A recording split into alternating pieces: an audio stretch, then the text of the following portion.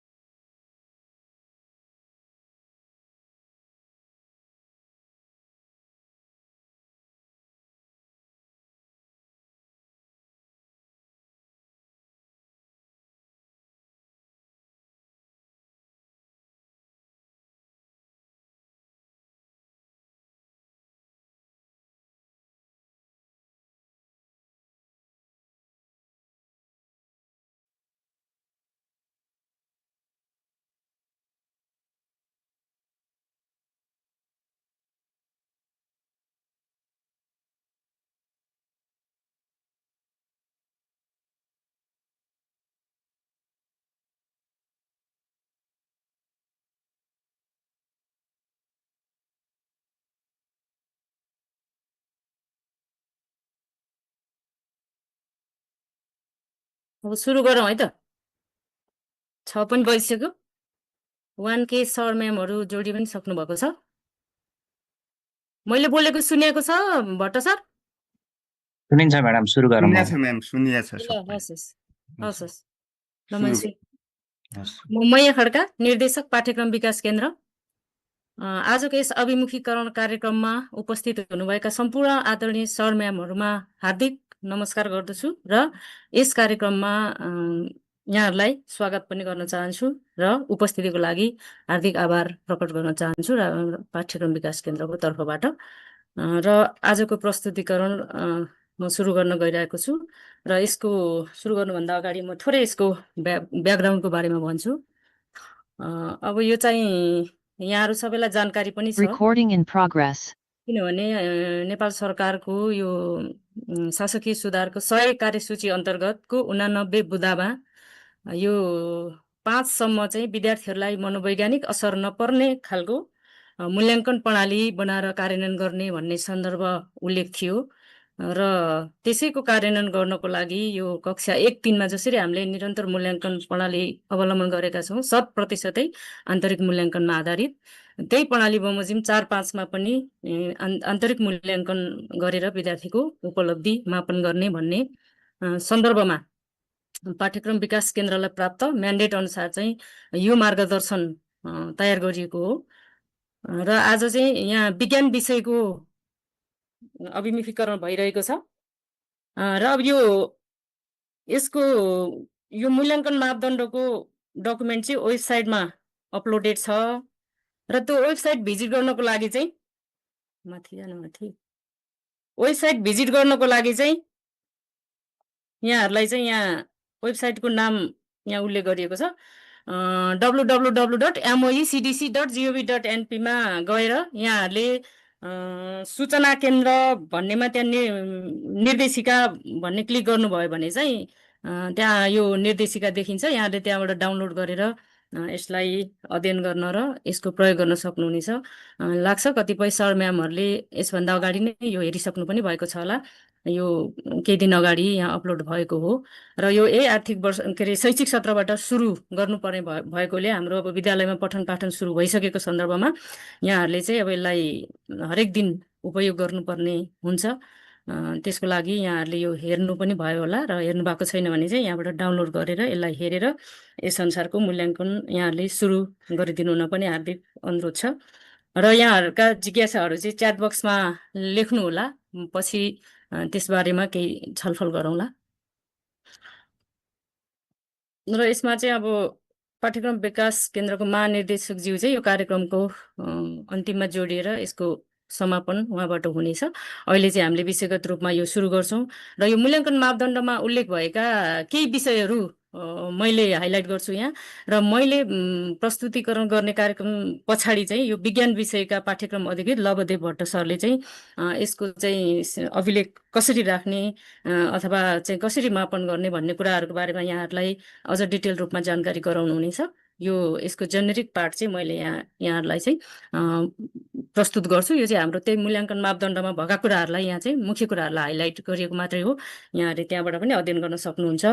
अब विद्यार्थी मूल्याङ्कन मार्गदर्शनको उद्देश्य भनेर यहाँ राखिएको छ र कक्षा 4 र 5को मूल्याङ्कन प्रणालीलाई आन्तरिक मूल्याङ्कनमा आधारित बनाउने यसको मुख्य उद्देश्य त त्यही नै हो। जसरी कक्षा 1-3मा यहाँहरूले यसको अभ्यास पनि गरिरहनु भएको होला, त्यसै गरी 4 र 5मा पनि अब 100% नै आन्तरिक मूल्याङ्कन गर्नुपर्ने छ। हामीले चाहिँ यसमा परीक्षा नलिने भन्ने सन्दर्भ अनुसार यो बनेको हो र यसको अर्को उद्देश्य भनेको विद्यार्थीहरूलाई परीक्षाको तनावबाट मुक्त गर्ने भन्ने रहेको छ।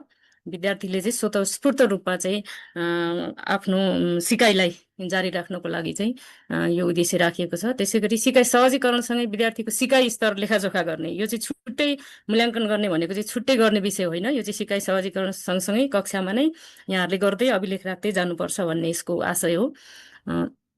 र सिकाइ सहजीकरणसँगै विद्यार्थीको सिकाइ स्तर लेखाजोखा गर्ने भनेपछि यहाँहरूले त्यही अनुसार गर्नुपर्ने हुन्छ र विद्यार्थीका सिकाइ सम्बन्ध समग्र पक्षहरूको चाहिँ मूल्याङ्कन गर्नुपर्ने हुन्छ र त्यही अनुसार यहाँहरूले चाहिँ त्यसलाई राख्दै जानु होला। र अब अर्को स्लाइड रहेको छ। अब यसको नीतिगत सन्दर्भ चाहिँ के रह्यो त भन्दाखेरि यो कसरी आयो भन्ने कुरा चाहिँ यो मूल्याङ्कन मापदण्डमा भएकै यो नीतिगत सन्दर्भहरूलाई मात्रै यहाँ मैले अलिकति उल्लेख गरेको छु र यो राष्ट्रिय शिक्षा पद्धतिको योजनाले पनि आन्तरिक मूल्याङ्कन गर्नुपर्छ भन्ने खालको सिफारिस गरेको रहेछ भनेपछि यो 2028 सालदेखि नै आएको यो अवधारणा रहेछ। त्यसै गरी राष्ट्रिय पाठ्यक्रम प्रारूप 2063 मा पनि आन्तरिक मूल्याङ्कनका सम्बन्धमा विविध व्यवस्थाहरू गरिएको रहेछ र अहिले हाम्रो कार्यान्वयनमा रहेको विद्यालय शिक्षाको राष्ट्रिय पाठ्यक्रम प्रारूप 2076 छ। यसमा पनि मूल्याङ्कनका विभिन्न पक्षहरू उल्लेख गरिएका छन्, जसमा चाहिँ अब 1-3 सम्म 100% नै आन्तरिक मूल्याङ्कन र 4 र 5 मा 50-50% राखिएको थियो भने अब चाहिँ 5 सम्म नै 100% आन्तरिक मूल्याङ्कन मात्रै हुने भयो र त्यही अनुसार चाहिँ यहाँले गर्नुपर्नेछ र यसको अर्को सन्दर्भ भनेको मुख्य सन्दर्भ भनेको त यो यहाँहरू सबै जानकारै हुनुहुन्छ। मन्त्री परिषदको मिति 82 चैत्र 13 गतेको निर्णय अनुसार स्वीकृत शासकीय सुधारका 100 कार्यसूची अन्तर्गत यो 89 बुँदामा यसको व्यवस्था छ र सोही बुँदाबाट प्राप्त म्यान्डेट अनुसार पाठ्यक्रम विकास केन्द्रले यो गरेर यहाँहरूलाई यो तत्कालीन उपायको रूपमा यो जुम मिटिङबाट चाहिँ जानकारी गराउन अथवा अभिमुखीकरण गराउन खोजेको र यसमा अब विद्यार्थी मूल्याङ्कनको अवधारणाको बारेमा यो मापदण्डमा उल्लेख गरिएको छ। त्यहीँका केही बुँदाहरूलाई यहाँ हाइलाइट मात्र गरेको हो। यो कुरा मैले पढेर सुनाउँछु यहाँलाई। सिकाइ सहजीकरणका क्रममा विद्यार्थीले गरेका ज्ञान अथवा हासिल गरेका ज्ञान, सिप लगायत समग्र व्यवहार परिवर्तनको लेखाजोखा गर्ने प्रक्रिया हो भनेर मूल्याङ्कनलाई चाहिँ भनिएको छ र मूल्याङ्कन निर्माणात्मक र निर्णयात्मक स्वरूपका हुन्छन्। निर्माणात्मक मूल्याङ्कन सिकाइ सुधारोन्मुख हुन्छ भने निर्णयात्मक मूल्याङ्कन सिकाइ स्तर निर्धारण गर्ने प्रकृतिको हुन्छ भनेर यहाँ उल्लेख गरिएको छ। त्यसै गरी यो विधि र प्रक्रिया, विद्यार्थी मूल्याङ्कनको अब विधि र प्रक्रिया चाहिँ कसरी गर्ने भन्ने कुरा यो मापदण्डमा उल्लेख गरिएको छ र त्यही मापदण्डमा उल्लेख गरिएका बुँदाहरूलाई यहाँ हाइलाइट गरिएको छ। सिकाइ क्रियाकलापको अभिन्न अङ्गका रूपमा मूल्याङ्कनलाई कक्षा क्रियाकलापसँगै एकीकृत गरी सिकाइ सुधारमा निरन्तर रूपमा उपयोग गर्नुपर्छ भन्ने यो बुँदाले नै प्रष्ट भनेको छ कि यो चाहिँ हामीले कक्षामा सँगसँगै यो चाहिँ निरन्तर रूपमा यसको यो अवधारणाको प्रयोग गर्नुपर्नेछ अथवा मूल्याङ्कन गर्दै अभिलेख राख्दै जानुपर्नेछ। सिकाइ उपलब्धिका आधारमा सम्भाव्य मूल्याङ्कनका विधि, प्रक्रिया, तरिका र साधनको तयारी र प्रयोग गर्नुपर्छ भने चाहिँ अब यहाँ विभिन्न प्रकारका यो विधि, प्रक्रिया र तरिका उल्लेख गरिएका छन्। अहिले यहाँ पछिल्लो स्लाइडमा आउँछ पनि त्यो अनुसार चाहिँ यहाँहरूले आफूलाई उपयुक्त लागेको विधि र तरिका प्रयोग गर्न सक्नुहुनेछ र त्यहाँभन्दा थप सृजनात्मक कुराहरू यहाँहरूले त्यसमा थप्न पनि सक्नुहुन्छ। त्यति नै हो भन्ने पनि होइन यसको, यहाँहरूले चाहिँ त्यसरी यसलाई उपयोग गर्न सक्नुहुन्छ। र त्यसै गरी विद्यार्थीको सिकाइ स्तर मूल्याङ्कन गर्दा मूलतः विभिन्न सिकाइ क्षेत्रमा विद्यार्थीले अपेक्षित सिकाइ उपलब्धि हासिल गरे वा नगरेको परीक्षण गर्नुपर्छ। यसका चाहिँ सिकाइका जति पनि क्षेत्रहरू जुन पाठ्यक्रममा तोकिएका छन् त्यो अनुसार चाहिँ यहाँहरूले चाहिँ परीक्षण गर्दै जानुपर्छ र कक्षा क्रियाकलापसँगै विद्यार्थीको सिकाइको लेखाजोखा गरी थप सहायता आवश्यक पर्ने विद्यार्थीलाई सुधारात्मक शिक्षण सिकाइ प्रक्रियाद्वारा अपेक्षित सिकाइ सुनिश्चित गर्नुपर्छ। अब यहाँ चाहिँ नियमित पठन पाठनबाट चाहिँ यदि कोही विद्यार्थीले तोकिए बमोजिमको स्तर हासिल नगरेका खण्डमा चाहिँ सुधारात्मक अथवा थप सहायता आवश्यक पर्यो भने चाहिँ त्यो पनि गर्नुपर्नेछ र थप सहायताले नपुगेको हकमा उपचारात्मक शिक्षण विधि पनि प्रयोग गरेर यहाँहरूले चाहिँ तोकिएको सिकाइ उपलब्धि हासिल गराउनु पर्नेछ। पटक पटकको सुधारात्मक शिक्षण सिकाइ प्रक्रियाबाट पनि अपेक्षित सिकाइ उपलब्धि हासिल गर्न नसक्ने विद्यार्थीका लागि उपचारात्मक शिक्षणको प्रबन्ध गर्नुपर्छ, जुन मैले भनि नै सकेँ।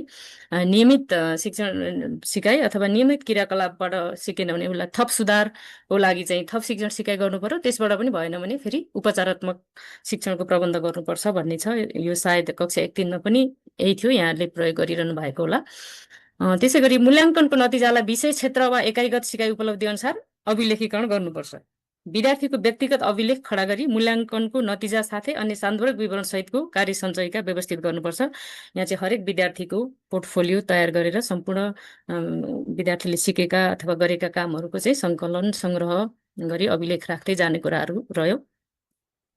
त्यसै गरी विद्यार्थीको सिकाइ अवस्था पहिचान गर्न, भावी सिकाइको योजना निर्माण गर्न र सिकाइ उपलब्धिको प्रगति अभिलेखका रूपमा कार्य सञ्चयिकालाई विद्यालय, शिक्षक, विद्यार्थी तथा अभिभावकले आवश्यकता अनुसार उपयोग गर्नुपर्छ भनेपछि चाहिँ यो कार्य सञ्चयिकाको कुरा छ। यसलाई चाहिँ विद्यालयले, शिक्षकले, विद्यार्थी, अभिभावक सबैले उपयोग गर्न सकिनेछ भन्ने सन्दर्भ हो।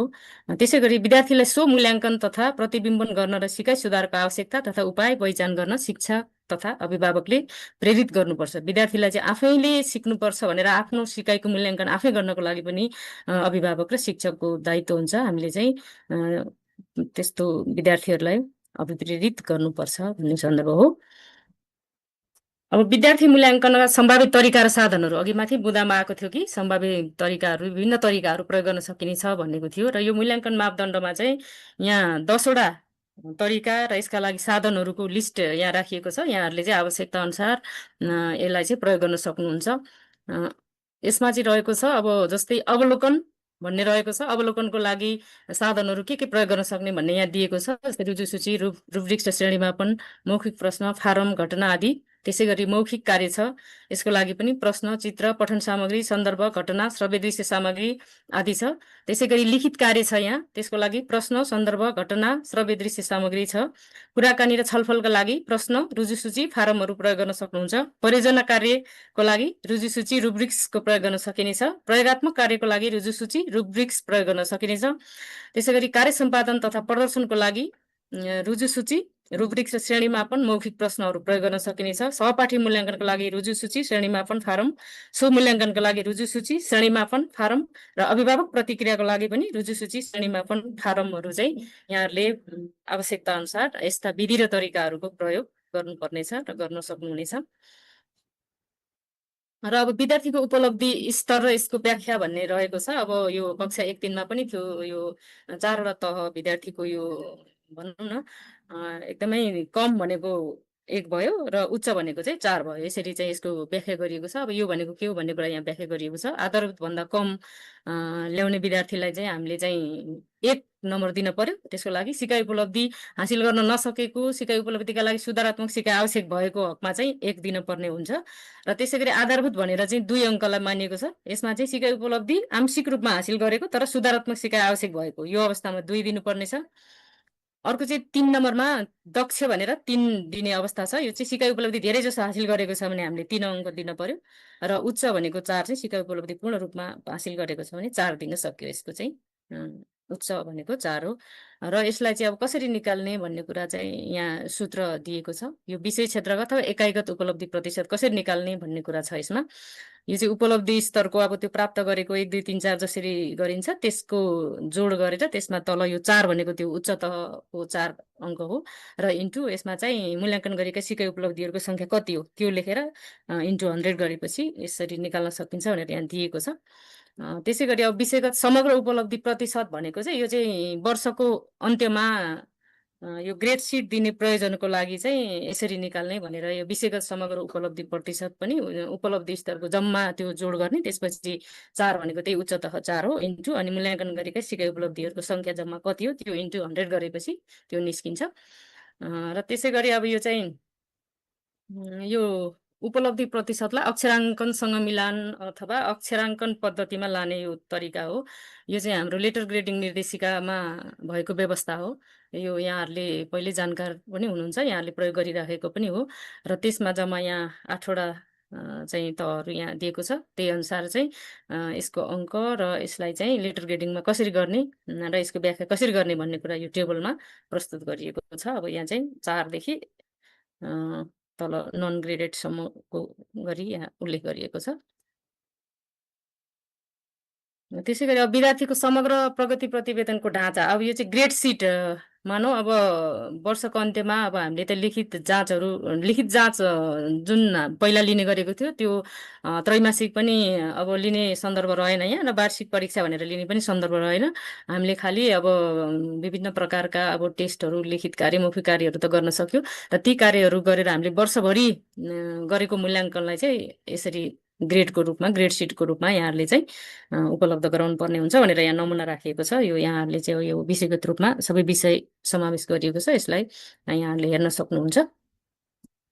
र अब चाहिँ मैले गर्ने प्रस्तुतिकरण चाहिँ यति नै हो। यो भनौँ न मूल्याङ्कन मापदण्ड अथवा निर्देशिकामा उल्लेख भएका जेनरल कुराहरू केही मैले चाहिँ उल्लेख गरेँ र अब विषयगत रूपमा अब 4 र 5 को विज्ञान तथा प्रविधिमा चाहिँ कसरी यसको अभिलेख गर्ने, यसको मापन कसरी गर्ने भन्ने कुराको यो टेक्निकल कुरा चाहिँ हाम्रो पाठ्यक्रम अधिकृत आदरणीय लवदेव भट्ट सरले यसको प्रस्तुतिकरण गर्नुहुन्छ र त्यसको लागि चाहिँ लवदेव सरलाई मैले अनुरोध गरेँ र यहाँ म्याम नमस्ते सबैजनालाई। यसलाई 1-2 स्लाइड चाहिँ तल सारिदिनुपर्छ है म्याम हजुरले। ए हुन्छ हुन्छ। अनि अर्कै गरौँला। सबैजनालाई नमस्ते, म्यामलाई पनि नमस्ते। अब यो चिज चाहिँ यसैमा अनुसूची 3 को ङमा विज्ञानका सबै सिकाइ उपलब्धिहरू राखिएको छ। मेमले सर एक दुईवटा अरू उ गरिदिनुहुन्छ, तल मेम यसलाई सारिदिनुहुन्छ। जस्तै यो विषय क्षेत्र अनुसार चाहिँ यसरी सिकाइ राखिएको उपलब्धि छ। सिकाइ उपलब्धि। ल अर्को हो। अर्को त्यो भयो। यति विषय भए पुग्यो मेम। अब म निकाल्छु। ए अब उम्, यो चाहिँ 4 र 5 को नै सबै विषय क्षेत्र अनुसार यसरी चाहिँ जम्मा राखिएको छ। यो जस्ट यहाँ लिस्टिङ मात्रै हो। यहाँहरूले यसरी सर हेर्न सक्नुहुन्छ। मेरो देखियो मेम, मेरो यो फाइल।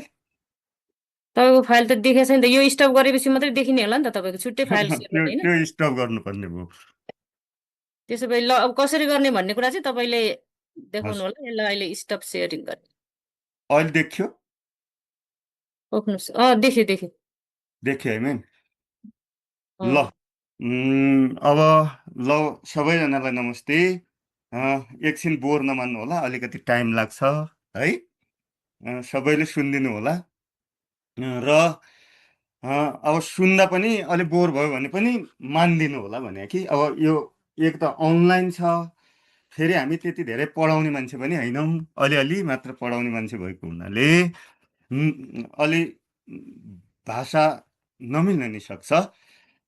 अब मेन चाहिँ मेमले भनिहाल्नुभयो, मेन चाहिँ हाम्रो के भयो भनेपछि हजुरहरूले टिपोट गर्नु पनि सक्नुहुन्छ। यो म लेख्छु यता केही कुराहरू टिपोट पनि गर्न सक्नुहुन्छ कापीमा। मेमले भनिसक्नुभयो अब कक्षा, पक्नुहोस् है त म राम्रो क्लियर देखाउँछु यसलाई। देखिन्छ होला।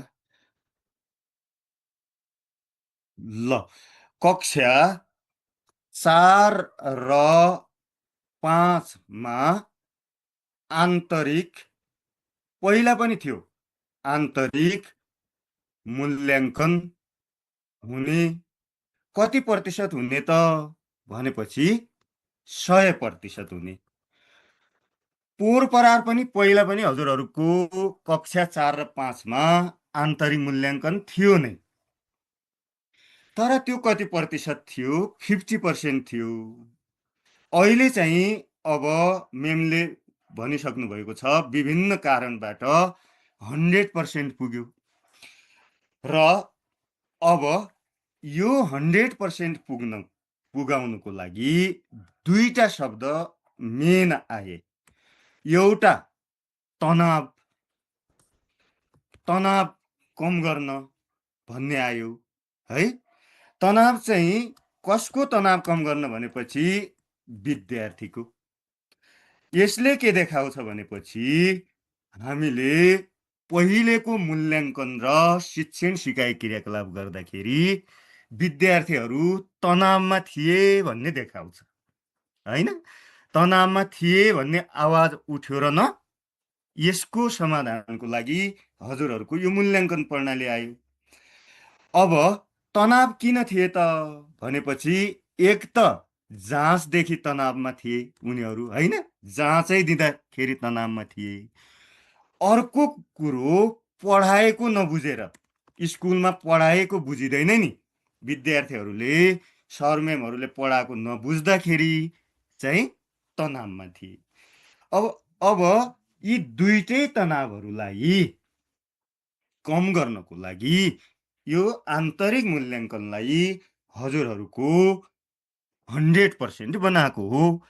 भनेको मतलब यो रूपान्तरण भनेको हजुरहरूको यो रूपान्तरण भनेको मूल्याङ्कनमा त हो नै, त्यसको साथसाथै हजुरहरूको शिक्षण सिकाइ क्रियाकलापमा पनि, शिक्षण सिकाइ क्रियाकलापमा पनि परिवर्तन गर्नुपर्छ भन्ने यो डकुमेन्टले भन्छ।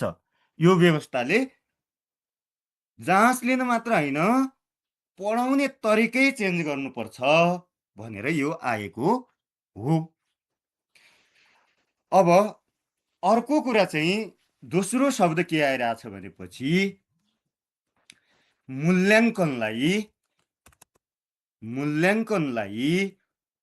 शिक्षण सिकाइको अभिन्न अङ्ग बनाउनका लागि यो आएको हो। मूल्याङ्कनलाई के बनाउनको लागि आएको हो भनेपछि शिक्षण सिकाइको अभिन्न अङ्ग बनाउनको लागि। के पहिला अभिन्न अङ्ग थिएन त? पहिला पनि थियो, तर 3 महिना पढाउँथ्यौँ, 3 महिनापछि फर्स्ट टर्म जाँच लिन्थ्यौँ, अर्को 3 महिनापछि सेकेन्ड टर्म जाँच लिन्थ्यौँ, अर्को वर्ष दिनपछि वार्षिक जाँच लिन्थ्यौँ, अनि विद्यार्थीलाई के दिन्थ्यौँ? सर्टिफिकेट दिन्थ्यौँ। अब पढाउने छुट्टै थियो, 3 महिना पढाएको आधारमा मूल्याङ्कन गरेर हजुरहरूको सर्टिफाई गर्ने छुट्टै थियो। भनेपछि अब त्यस्तो भने होइन कि एक्टिभिटी गर्छ मान्छेले क्लासमा, विद्यार्थी र शिक्षकले एक्टिभिटी गर्नुहुन्छ, त्यही एक्टिभिटी अनुसार बच्चाको के गरिन्छ? मूल्याङ्कन गरिन्छ। र मूल्याङ्कन चाहिँ के का आधारमा हुन्छ अब भनेपछि सिकाइ उपलब्धिको आधारमा हुन्छ। सिकाइ उपलब्धिको आधारमा मूल्याङ्कन हुन्छ। पहिले नै पाठ्यक्रम त प्रयोग गरिराखेकै हुन्थ्यौँ हामीहरूले, तर अब सिकाइ उपलब्धि डाइरेक्ट हरेक सिकाइ उपलब्धि सक्यो, पढाइसक्यो भनेपछि मूल्याङ्कन गर्ने भनेको छ, मार्किङ गर्ने। म्यामले भनिहाल्नु भएको छ अघि 4, 3, 2, 1 मा मूल्याङ्कन गर्ने भनेको छ नि। हरेक सिकाइ उपलब्धिको 4, 3, 2 र 1 मा मूल्याङ्कन गर्ने विद्यार्थीको सिकाइ उपलब्धिलाई, अर्थात् विद्यार्थीको मार्किङ गर्ने यसरी। अब हजुरको एउटा कुरा के छ भनेपछि म्यामले अघि भन्नु हुँदाखेरि दुईटा शब्द भन्नुभएको छ। एउटा सुधारात्मक शिक्षण सिकाइको लागि जोड गरिएको छ यो मूल्याङ्कनले शिक्षण सिकाइमा, र अर्को दोस्रो शब्द प्रयोग गर्नुभयो उपचारात्मक शिक्षण भन्ने दोस्रो शब्द प्रयोग गर्नुभयो म्यामले। यी दुईटा शब्दको बारेमा म भन्छु। सुधारात्मक भनेको 4, 3, 2, 1 कुनै सिकाइ उपलब्धिमा मान्छेको 4 आयो ठिकै छ, 3 आए पनि ठिक त होइन, ठिकै छ। चाहिएको त हामीलाई 4 हो, तर 4 नआए नि 3 ठिकै छ।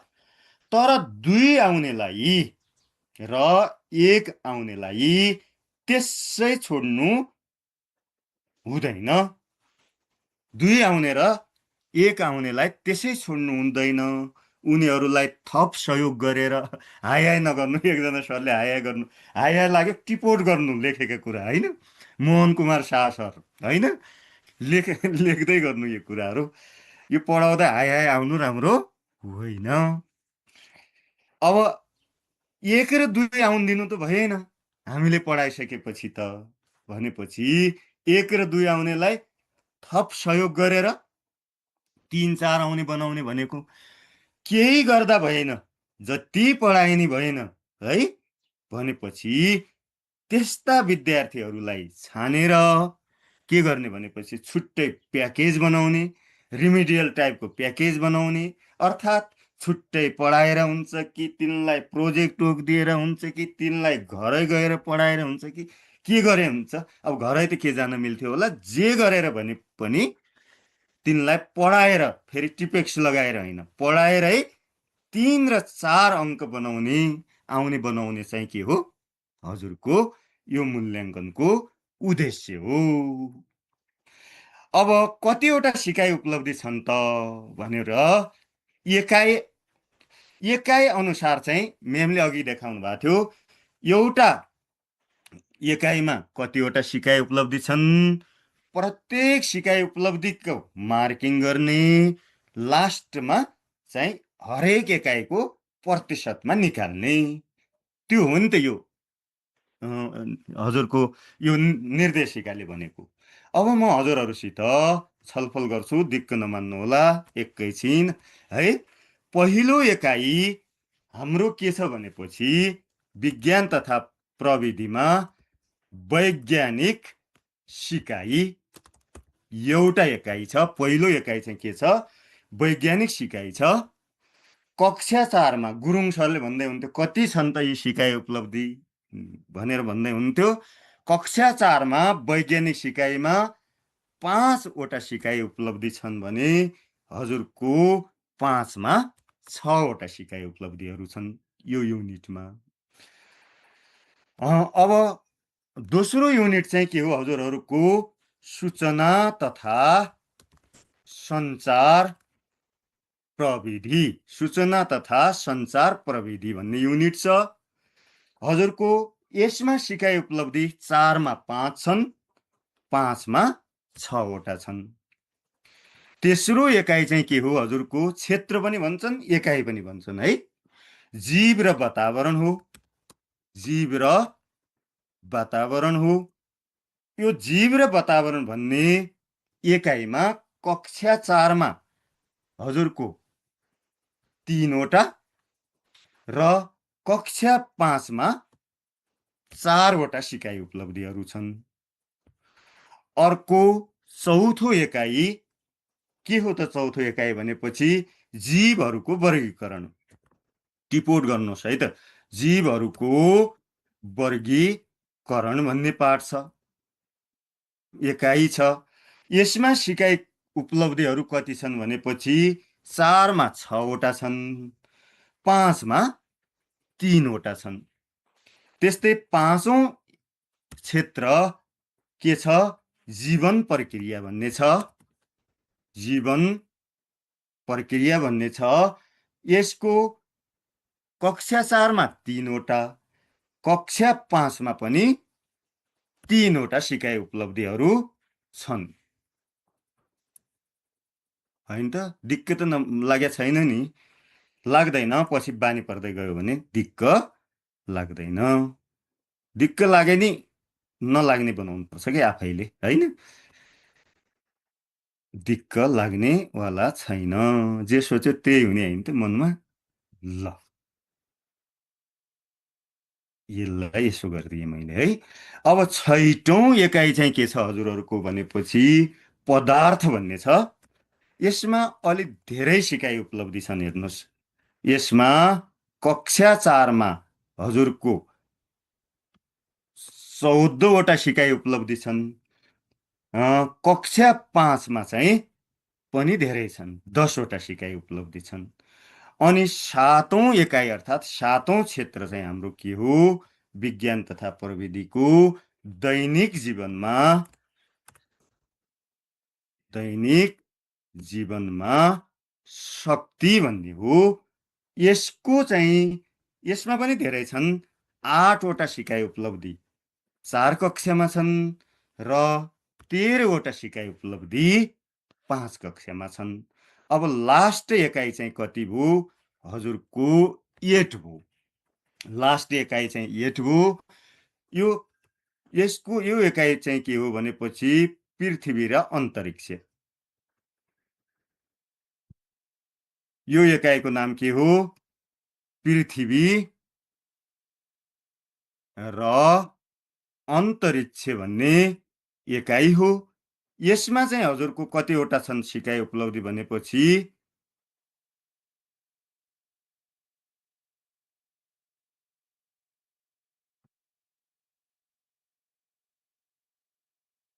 यसमा हजुरको सिकाइ उपलब्धि संख्या कतिवटा छन्? 4 कक्षामा 5 वटा छन्, 5 कक्षामा चाहिँ 4 वटा सिकाइ उपलब्धिहरू छन्। अब जम्मै जोड्दा चाहिँ कतिवटा हुन्छन् भनेपछि कक्षा 5 मा 49 र कक्षा 4 मा पनि 49, त्यतिवटा सिकाइ उपलब्धिहरू रहेका छन्।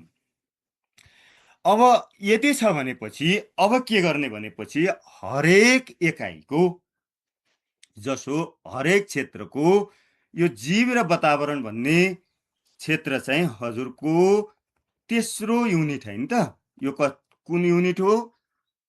तेस्रो युनिट हो। अब हरेक क्षेत्रको चाहिँ एउटा फर्म हुन्छ हजुरसित, यस्तै फारम हुन्छ प्रिन्ट गर्ने। हरेक युनिटको एकजना बच्चा बराबर एउटा फारम चाहिँ प्रिन्ट गर्नुपर्ने हुन्छ। र प्रिन्ट गर्दाखेरि के गर्नुपर्ने हुन्छ भनेपछि हजुरको अब त्यसमा चढाउने कसरी हो भनेपछि अब जसो त्यसमा के छ, मिति छ। जसो कुन दिन नम्बर दिनुभयो, 2082 साल 2 महिना, आज कति गते हो, आज 3 गते, आजै परीक्षण गर्नुभयो। अब परीक्षण गर्दाखेरि त्यो बच्चाको आयो हजुरको 2 अङ्क दिनुभयो, त्यसलाई कति अङ्क दिनुभयो, 2 अङ्क दिनुभयो। अब 2 अङ्क एउटा बच्चाको मात्र एउटा फर्म हो है त। अब के हुन्छ भनेपछि त्यो 2 अङ्क त राख्नु भएन। हामीले अघि भनेका थियौँ नि, उपचारात्मक शिक्षण, सुरुमा के गर्ने, सुधारात्मक शिक्षण गर्ने, थप सहायता दिने, यही लेखेछ नि, थप सहायता पछि मूल्याङ्कन भनेको छ नि। अब कहिले गर्ने त, 2 गते हो, अब थप सहायता दिन त 3-4 दिन 5-6 दिन लाग्लान्। हजुरको 2083 साल 2 महिना 7 गते चाहिँ हजुरले के गरिहाल्नुहुन्छ, मूल्याङ्कन गर्नुहुन्छ। फेरि सिकाएर मूल्याङ्कन गर्नुहुन्छ। त्यसलाई दिनुहुन्छ 3 अङ्क। दिनुहुने होइन कि त्यो 3 अङ्क दिने लायकको बन्छ। अनि यो सिकाइ उपलब्धिको त्यो विद्यार्थीको यो सिकाइ उपलब्धि पुरा गरिसकेपछि यसरी अङ्क हाल्नुहुन्छ। त्यस्तै अर्को मितिमा अब मिति आफै राख्नु होइन, अर्को मितिमा यो बच्चाले अर्को सिकाइ उपलब्धिको 4 अङ्क पायो होइन। अब यसलाई सुधारात्मक शिक्षण गरिराख्नु परेन, यसलाई सुधारात्मक गर्नु परेन नि त। 4 भन्दा बढी के सुधार्नुहुन्छ त, 4 आइसक्यो नि, यसलाई सुधारात्मक शिक्षण गर्नु परेन। यसको 4 को 4 के भयो, सदर भयो। फेरि अर्को तेस्रो सिकाइ उपलब्धि छ। तेस्रो सिकाइ उपलब्धिमा कति ल्यायो, 3 ल्यायो।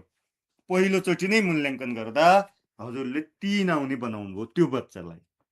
यसलाई पनि अब 3 आउनेलाई पनि सके सुधार गर्नु, नसके यही 3 राखिदिए हामीले होइन। अब एउटा मात्र सिकाइ उपलब्धि भयो। त्यसको सिकाइ उपलब्धि पुरा गरिसकेपछि, पढाइसकेपछि मूल्याङ्कन गर्नुहुन्छ र त्यसले पायो 1 अङ्क पायो। अब भएन, 1 अङ्क त भएन। फेरि 2083 साल 3 महिना 1 गते हजुरले त्यसलाई जाँच लिने होइन कि त्यसको मूल्याङ्कन गर्नुभयो र त्यसले ल्याइदियो 4 अङ्क ल्याइदियो। कति अङ्क ल्यायो, 4 अङ्क ल्यायो। अब 4 अङ्क ल्यायो त अब त्यसले ल्याएका सबै, यो पाठका सबै सिकाइ उपलब्धि कति थिए, 4 वटा थिए। अब ती 4 वटै सिकाइ उपलब्धिमा ल्याएको अङ्कको जोड बनाइदिउँ। यहाँनिर कति बनाइदिउँ, हजुरको पहिलोमा सुधारेर कति बनाएको थियौँ हामीले, 3 बनाएका थियौँ हो, 3 बनाएको थियौँ। त्यसपछि प्लस, अब दोस्रोमा कति छ, दोस्रो सिकाइ उपलब्धिमा यो बच्चाको 4 अङ्क छ, यो पनि प्लस। तेस्रोमा कति अङ्क छ, 3 अङ्क आयो, तेस्रोमा 3। चौथोमा कति, पहिला त 1 आएको थियो, हामीले फेरि पढाएर त्यसलाई कति बनाइसक्यौँ, 4 बनाइसक्यौँ। र 4 बनाइसकेपछि हजुरको टोटल मार्क्स कति आयो त, अब 4 3 7 3 10 4 14, 10 4 कति आयो, 14 आयो। अब यताको हिसाबमा राखौँ। अब माथि छ नि उपलब्धि स्तरको जोड भनेको कति आयो, 14 हो। अर्को माथिको हिसाब गरौँ, उपलब्धि स्तरको तल छ नि जोड कति आयो, 14 आयो। यसमा हाइस्ट सिकाइ उपलब्धि कति थियो हजुरको, 14 इन्टु गरिदिउँ न, प्रतिशत निकाल्नलाई के गर्छन् 100 गरिदिन्छन् नि माथि, होइन? माथि कति गरिदियौँ 100 गरिदियौँ र हजुरको तल चाहिँ कति गरिदियौँ भनेपछि हाइस्ट कति हो त 4, होइन त? हाइस्ट फुल मार्क कति हो 4 हो। टोटल सिकाइ उपलब्धि कति भए 4 भए इन्टु 4 भनेपछि कति आयो 1400 इक्वल टु कति आयो 1400 अपॉन कति आयो 1400 अपॉन 4 चौको 16 आयो। यो भने कति पर्सेन्ट होला हिसाब निकाल्न त परेन, लगभग मैले अन्दाजी लगाइदिन्छु, अन्दाजी गरिदिउँ पखौँ है त, यहाँ कि एक्सेलमा गरिदिउँ बिग्रिन्छ कि है। अब 1400 अपॉन 16 गर्नु पर्यो, होइन? 1400 अपॉन 16 इक्वल टु कति भयो 87.5 आयो नि। यसको कति आयो हजुरको 87.5। यो युनिटमा उसको सिकाइ उपलब्धि चाहिँ कति आएको हो 87.5 आएको हो भनेर यसरी चाहिँ हामीले हरेक युनिटको हरेक बच्चाको रिजल्ट तयार गर्छौँ। अब फाइनल गर्दा त यी सबै जोडेर फाइनलमा निकाल्ने हो, केही छैन, होइन? सबै युनिटको जोड्यो भने फाइनल लास्ट वर्षको अन्तमा चाहिँ हामीले रिजल्ट दिन्छौँ। अब अघि म्यामले देखाइसक्नु भएको थियो कति प्रतिशतदेखि कति आयो भने के आउँछ A plus B plus C plus, त्यसको लागि हजुरहरू सिपालु नै हुनुहुन्छ। अब यति गरियो, होइन? यति गरियो। अब यो 4 चाहिँ कसरी राख्ने भन्ने कुरा आयो कि अब हामीलाई यो 4 चाहिँ राख्ने कसरी त? यो 4 चाहिँ कसरी राख्ने हो त? अन्दाजी पो राख्ने हो कि कसरी राख्ने हो? यो 4 3 2 बच्चा हेरेर मुख हेरेर राख्ने कि अरू कुनै तरिकाले राख्ने भनेर हामी सुरु गर्छौँ। अब मैले एउटा सिकाइ उपलब्धि तान्छु, जसो यो जीव र वातावरण भन्ने पाठबाट एउटा सिकाइ उपलब्धि तान्छु। यसबाट सम्भावित मूल्याङ्कन कसरी गर्न सकिन्छ भनेर छलफल गर्छौँ है त। हामी दिक्क त लागेको छैन नि हजुरहरूलाई? धेरै बोर त भएको छैन नि? बोर भएको त छैन नि? साउन्ड आएको छैन मेरो हजुर? आएको छ भट्ट सर, बेस्ट आएको छ सर? आएको छ। ल यहाँ बोलेकै सुनिएन सर, यस्तै हो हजुर। ल अब दिक्क नमान्नु है त। अब एउटा सिकाइ उपलब्धि हजुरको मैले लिन्छु यताबाट है त। एउटा सिकाइ उपलब्धि के छ भनेपछि मैले कहाँबाट ल्याएको हो भनेपछि सिकाइ उपलब्धि 3.1 त्यहाँबाट तानेको कि मैले, त्यहाँबाट यो कोस्ट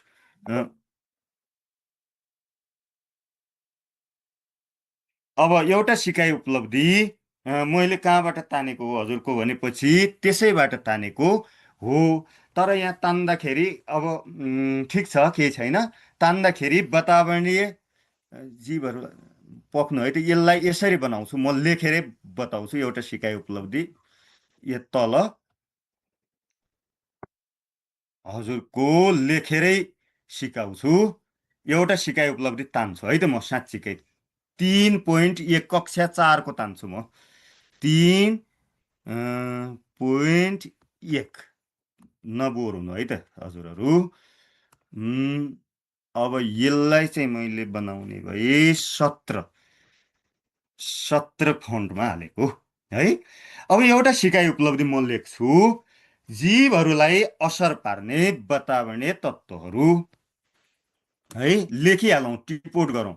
जीवहरूलाई असर पार्ने वातावरणीय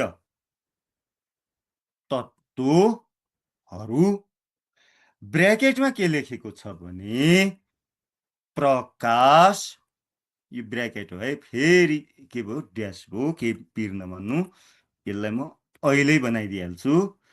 अब प्रकाश एउटा भयो है, अर्को हजुरको के भयो ताप, अर्को के छ हावा, अर्को के छ पानी, अर्को के छ माटो, अर्को के छ र अन्य जीवहरू। मैले करिकुलमबाट अर्थात् त्यही निर्देशिका हाम्रो छ नि त्यसैबाट ल्याएको भने र अन्य जीवहरू पहिचान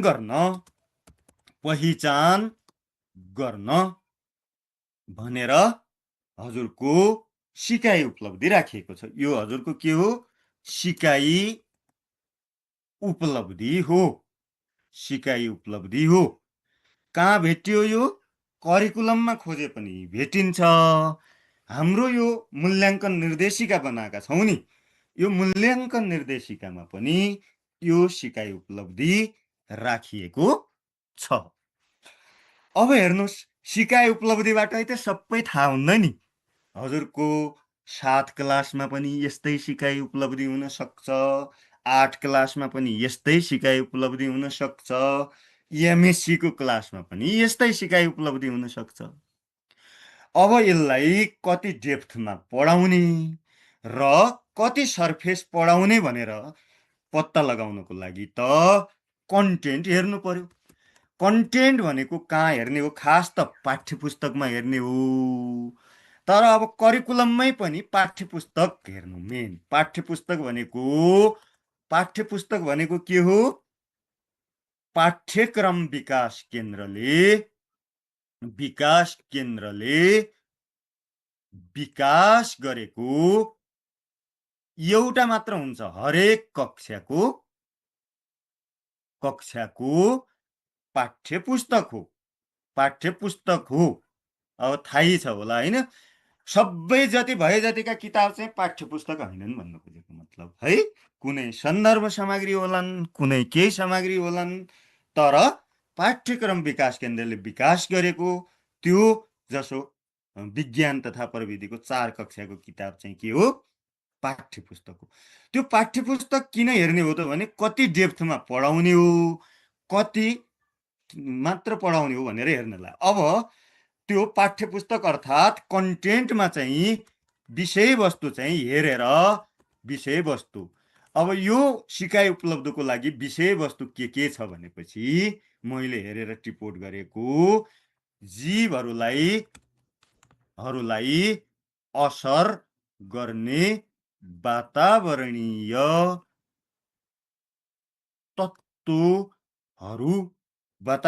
तत्त्वहरू भनेपछि हजुरको प्रकाश लेखेछ, ताप लेखेको छ, हावा लेखेको छ, पानी लेखेको छ, माटो लेखेको छ, अनि अन्य जीवहरू यो चाहिँ प्रभाव सर पार्ने तत्त्वहरू हुन् भन्ने लेखेको छ है।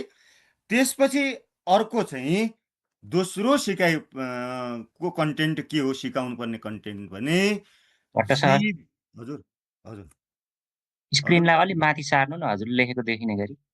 देखिएन सर? देखियो अहिले? छैन सर, स्क्रोल देखिएन? गर्नु। के भएछ? के भयो सर? अहिले देखिएन है? न के फेरि गरेर फेरि हटाएर राख्नु भयो नि हुन्छ। फेरि सेयर गरौँ यो हटाएर। ल सर फेरि सेयर गर्छु है त म। के भयो त? अहिले देखियो सर? अहिले अहिले देखियो सर, देखियो? अब ठिक छ। ठिक छ है। ल धन्यवाद। भन्नु है सर, यहाँ थाहै नहुने रहेछ के भइरहेछ भन्ने। अब जीव र वातावरण बीच अन्तर सम्बन्ध, वातावरण बीच अन्तर सम्बन्ध के अन्तर सम्बन्ध छ त भनेर हामीले पढाउनु पर्ने विषयवस्तु हो। त्यसमा राखेको विषयवस्तु चाहिँ यति मात्र हो, यो सिकाइ उपलब्धिसँग सम्बन्धित। अब के गर्ने भनेपछि अब चाहिँ मूल्याङ्कन भनेको पढाउने नै देखि सुरु गर्नुपर्छ कि हामीले। मूल्याङ्कन भनेको सिधै त्यो नम्बर राख्ने कुरा होइन। यो भनेको पढाउने कुरा हो, एक्टिभिटी गराउने कुरा हो र यो एक्टिभिटी कसरी गराउने भन्नेतिर म हजुरहरूलाई लैजान्छु है त। यो एक्टिभिटी गराउने कसरीतिर लैजान्छु यो कन्टेन्टमा है। अब यो पाठ पढाउनलाई सम्भावित एक्टिभिटी, अब म टिचर भन्छु र मोडेल त नभनौँ, यो एउटा एक्टिभिटी क्रियाकलाप गर्छु होइन। क्रियाकलाप गर्छु, क्रियाकलाप 1 दिक्क नमान्नु। अब एकछिन आइहाल्नुभयो, जोडिहाल्नुभयो, जोडिहालेपछि एकछिन मैले भनेको पनि अब सुन्नै पर्ने बाध्यता जस्तै पनि भयो। अब म टिचर भएर म अब सोच्दैछु यसलाई कसरी पढाउँछु भनेर। फरक फरक टिचर हुन्छन्, फरक फरक तरिकाले पढाउनुहुन्छ। तर अब कसैलाई अब त्यति क्रिएटिभिटी छैन भनेपछि हाम्रो शिक्षक निर्देशिकाहरू विकास गरेका छन् नि, कुन कुन एक्टिभिटी गर्ने भनेर त्यो हेर्ने। त्यो शिक्षक निर्देशिकामा राखिएको एक्टिभिटी हजुरलाई मन पर्यो त्यही गराउनु होइन। योभन्दा राम्रो क्रियाकलाप गराउँछु, मलाई योभन्दा धेरै राम्रो आउँछ, यहाँ चाहिँ खासै रहेनछ जस्तो लाग्यो भने त्योभन्दा राम्रो क्रियाकलाप गराउन शिक्षक निर्देशिकाले कहिले पनि रोकेको हुँदैन। तर त्योभन्दा झुरेस्ट क्रियाकलाप गराउनु चाहिँ पाइँदैन। शिक्षक निर्देशिकाको भन्दा नि नराम्रो क्रियाकलाप गराउन चाहिँ हजुरहरूले पाउनुहुन्न। किन पाउनुहुन्न भने विद्यार्थीले त्योभन्दा नि झुरेस्ट क्रियाकलाप गरायो भने बुझ्नुहुन्न।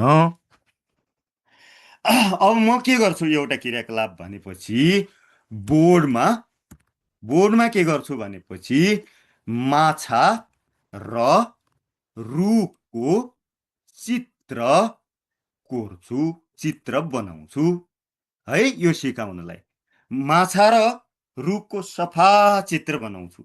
आफै गतिलो जान्ने भए आफै बनाउँछु, नभए बनाएका चित्र पाइन्छन् तिनै टाँसेर देखाउँछु।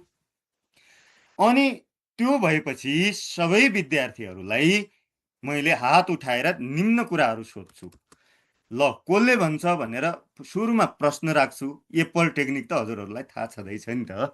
के राख्छु भनेपछि यी चित्रमा भएका जीवहरू कहाँ कहाँ पाइन्छन् नि भनेर सोध्छु।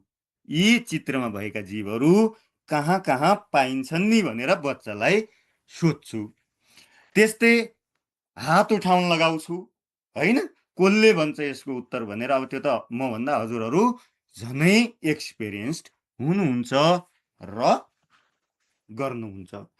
दोस्रो प्रश्न चाहिँ मैले के सोध्छु भने यिनीहरूलाई बाँच्नको लागि के चाहिन्छ होला, के चाहिन्छ होला भनेर मैले त्यसै गरी अघिको जस्तै पालै पालो गरी सोध्छु।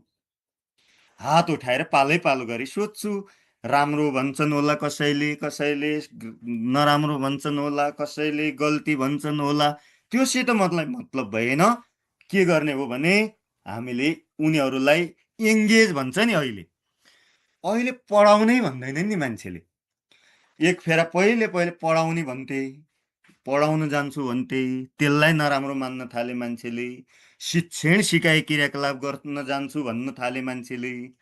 त्यसबाट के बुझ्यो भनेपछि मान्छेले हजुरको शिक्षण सिकाइ क्रियाकलाप भने विद्यार्थीलाई सहभागी बनायो भन्ने कुरा आयो। फेरि अहिले त्यो शिक्षण सिकाइमा सहभागी गराउने भन्दा नि माथि गइसके मान्छेलाई एङ्गेज गराउने कुरा आयो।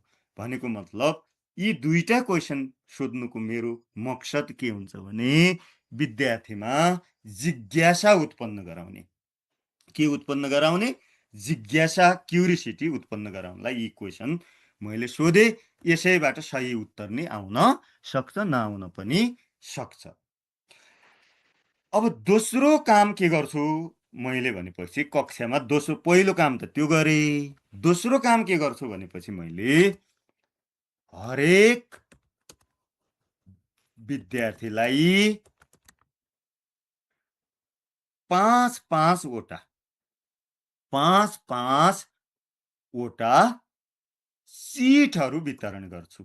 सिट भने बुझ्नुभयो कि भएन? साना साना टुक्रा कागजका सिटहरू जाँचमा सार्ने भनेको होइन, वितरण गर्छु। अब त्यो चिट वितरण गरेर के गर्छु भनेपछि एउटा चिटमा एउटा वातावरणीय तत्त्वको नाम लेख्न लगाउँछु। एउटा चिटमा एउटा वातावरणीय तत्त्वको नाम लेख्न लगाउँछु म विद्यार्थीलाई। अब लेखिसकेपछि बोर्डमा मैले यस्तो महल बनाउँछु। महल भन्ने के भन्ने है, के लेख्छु त्यहाँ भनेपछि सजीव एकातिर लेख्छु, निर्जीव अर्कोतिर लेख्छु। यो बोर्ड हो नि, के हो? बोर्ड हो। अनि बच्चालाई मैले के गराउँछु भनेपछि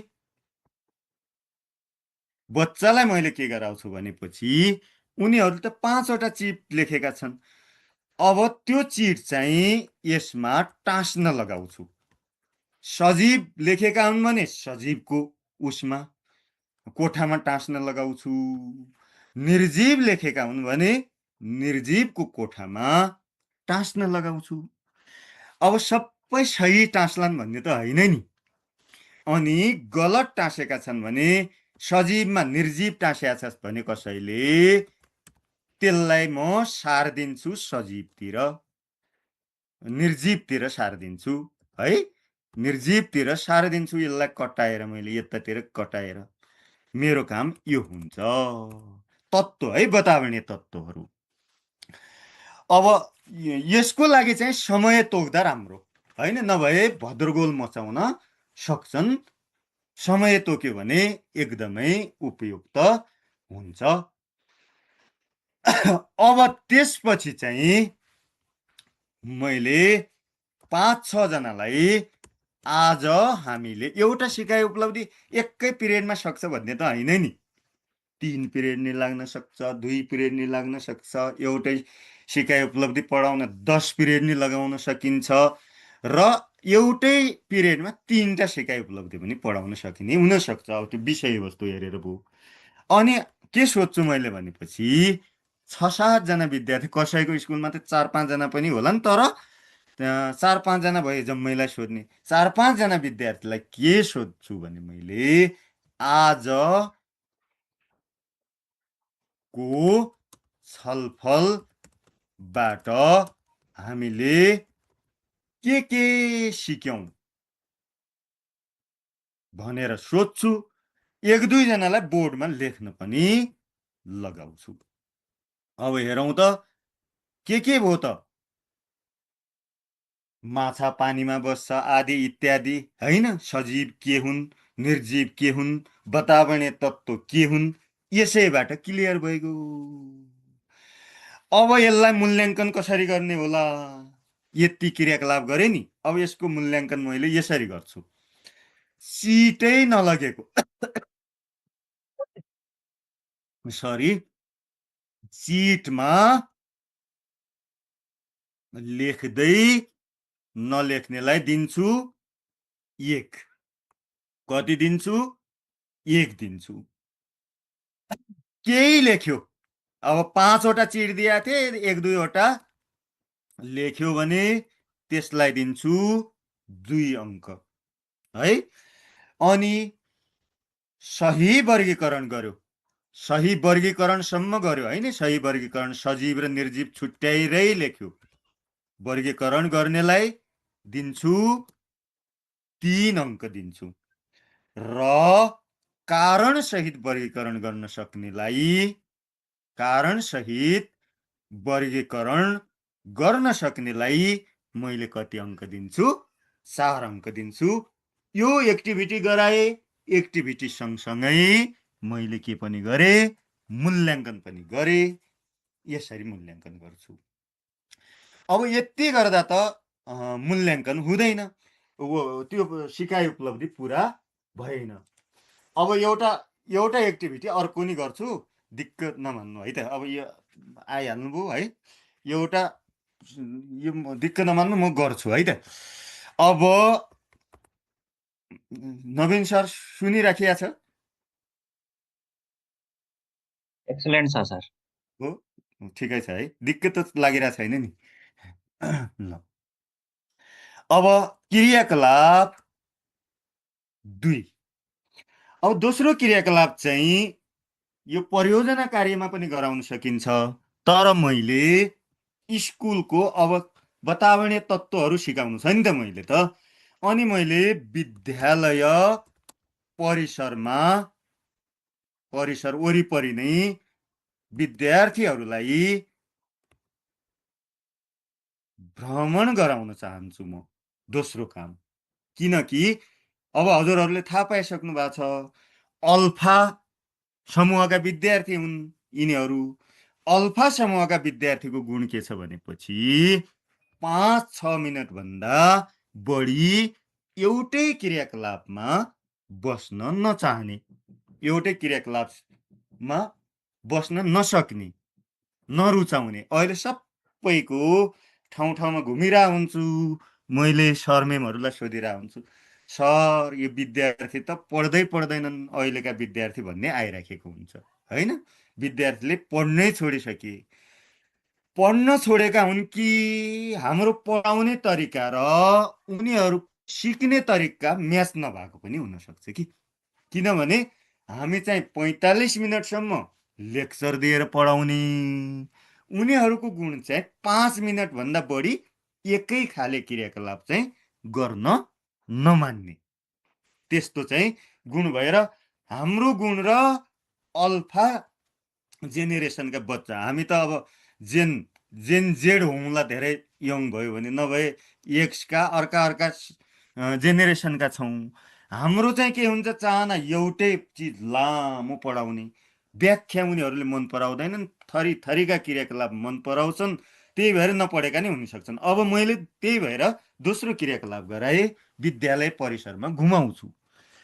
अब यो विद्यालय परिसर घुमाउनुभन्दा पहिले आफैले कुन ठाउँ घुमाउने त कुन ठाउँ घुमाउने आफैले फिक्स गर्नु पर्यो। टिचरले आफैले फिक्स गर्नु पर्यो।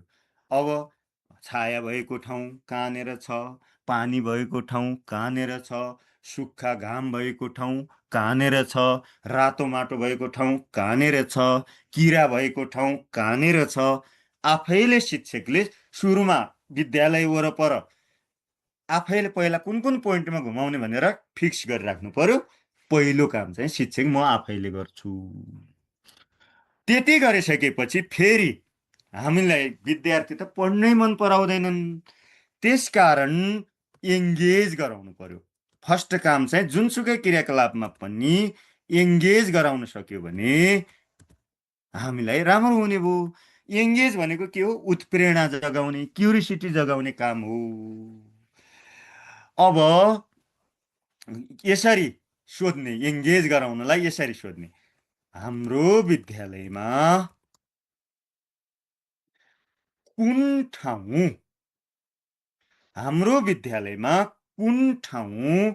बढी तातो छ, हाम्रो विद्यालयमा कुन ठाउँ बढी तातो छ।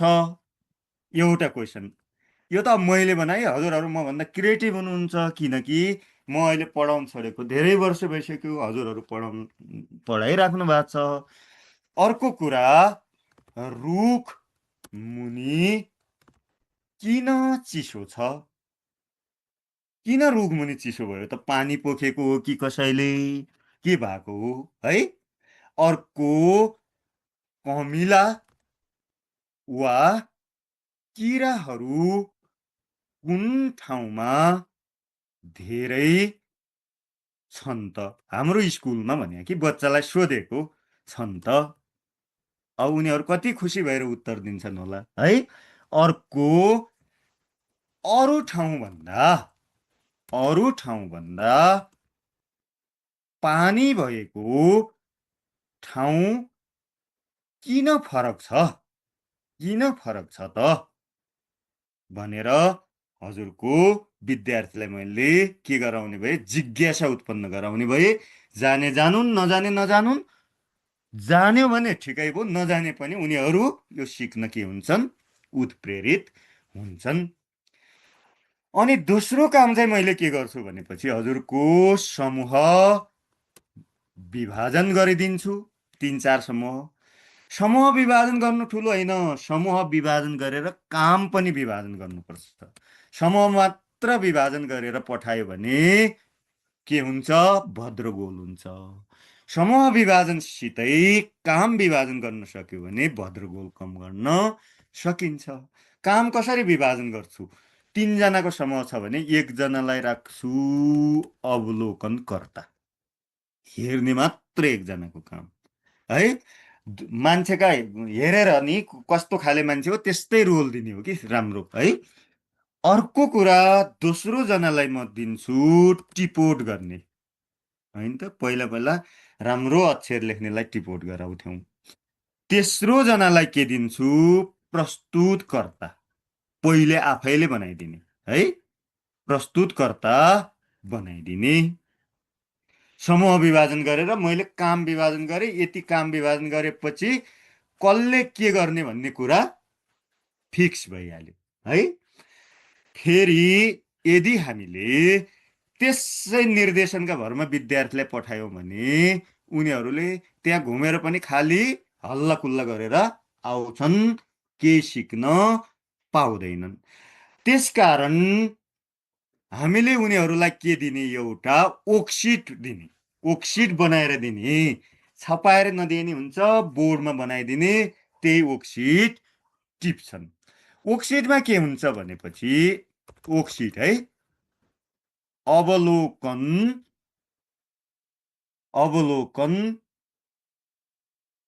गर्ने क्षेत्र एउटा हेडिङ बना मैले। हजुरहरूले आफ्नो क्रिएटिभिटी, हजुर देखिरहेछ सर, टेबल अलि माथि सार्नु न। यो सर, यो ओके भयो। ल, धन्यवाद सर। अवलोकन गर्ने क्षेत्र, आफ्नो क्रिएटिभिटी देखाउने है। अब के देख्यो मान्छेले, के देख्यो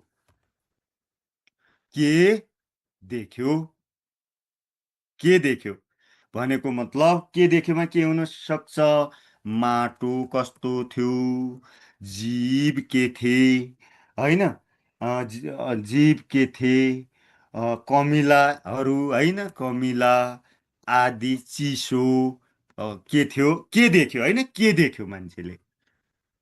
अनि तेस्रो चाहिँ किन यस्तो भएको होला भनेर, किन यस्तो भएको होला भनेर मैले के बनाएँ, वर्कसिट बनाएँ। अब अवलोकन गर्ने क्षेत्र कुन क्षेत्रमा अवलोकन गराउने हो, घाम लागेको क्षेत्र एउटा अवलोकन गर्नुपर्ने भयो। अर्को छाया भएको क्षेत्र अर्को भयो अवलोकन गर्ने। अर्को चाहिँ पानी भएको ठाउँ। अब अर्को चाहिँ यति भन्नु, यति नै राखेँ मैले ल। अनि उनीहरूले यसलाई पुरा गरेर ल्याउँछन्, के गरेर ल्याउँछन्, पुरा गरेर ल्याउनुहुन्छ विद्यार्थीहरूले। पुरा गरेर ल्याएपछि अब प्रस्तुत गर्न लगाउँछु, म प्रस्तुत गर्न लगाउँछु र प्रस्तुतको गरेपछि निष्कर्ष निकाल्ने, उनैलाई निष्कर्ष निकाल्न लगाउँछु होइन। पानी भएको ठाउँमा रहेछन् कि कमिला, घाम भएको ठाउँमा कमिला रहेछन् कि होइन, कुन ठाउँमा के किरा बढी रहेछन्, कुन ठाउँको माटो सुक्खा हुँदो रहेछ, छाया भएको ठाउँमा के हुँदो रहेछ, उनैलाई निष्कर्ष निकाल्न लगाउँछु। लास्टमा मैले पनि आफ्नो निष्कर्ष भन्छु। के भन्छु भनेपछि सबै ठाउँमा जीवहरू समान छैनन् भनेर मैले चाहिँ के गर्छु, निष्कर्ष निकाल्छु। अब निष्कर्ष निकाल्छु त अब यसका आधारमा हैन, यसका आधारमा चाहिँ अब मैले चाहिँ 4, 3, 1 दिन्छु विद्यार्थीलाई। 4, 3, 1 मा मूल्याङ्कन गर्छु। अब कसरी मूल्याङ्कन गर्छु भनेपछि सहभागी पनि भएकै हो। के भएको हो? सहभागी पनि भएकै हो। यसमा यसो भनौँ न, सबभन्दा उत्कृष्ट काम गर्नेलाई 4 दिन्छु, त्योभन्दा अलिक कम गर्नेलाई 3 दिन्छु। भनेको मतलब यो काम त गर्यो, स्पष्ट कारण भन्न सकेन, प्रस्तुतिकरण गतिलो थिएन भन्ने टाइपकालाई 3 दिन्छु। योभन्दा झन् कमजोरलाई कति दिन्छु? 2 दिन्छु। अझै कमजोरलाई 1 दिन्छु। अब यो 1 र 2 वालालाई चाहिँ मैले फेरि पढाएर सुधारात्मक र उपचारात्मक शिक्षण गराएर 3 र 4 मा पुर्याउँछु। 3 र 4 मा यिनीहरूलाई लैजान्छु। अब यसरी मूल्याङ्कन गरे। फेरि अर्को क्रियाकलाप पनि गर्छु अनि सक्छु हैन। एउटा क्रियाकलाप मात्र गर्छु। हजुरहरू दिक्क मानिसक्नु भएको होला, किनभने अब यो म बढी नै बोले जस्तो भयो। अब तेस्रो क्रियाकलाप चाहिँ म के गर्छु भनेपछि भूमिका निर्वाहवाला क्रियाकलाप गराउँछु। भूमिका निर्वाह, रोल प्ले गराउँछु। भनेपछि एउटालाई माटोको महत्त्व, म माटो हो, मैले बोट बिरुवा हुर्किनको लागि ठाउँ प्रदान गर्छु, यस्तो यस्तो टाइपको माटोको भूमिका निर्वाह गर्न लगाउँछु। अर्कोलाई माथिको के भयो त? प्रकाशको, म प्रकाश हो। अर्कोलाई तापको, अर्कोलाई अन्य जीवको हैन, म जीव हो भन्ने टाइपको। अनि अर्कोलाई पानीको, अर्कोलाई हावाको। यसरी चाहिँ भूमिका निर्वाह गर्न लगाउँछु। अनि उसको भूमिका हेरेर हैन, उसको भूमिका सबै महत्त्व भनेको छ कि छैन, उसको हावभाव कस्तो छ, अरूलाई कन्भिन्स गर्न सकेको छ कि छैन हैन, यसको आधारमा चाहिँ मैले चाहिँ उसलाई सबैभन्दा राम्रालाई 4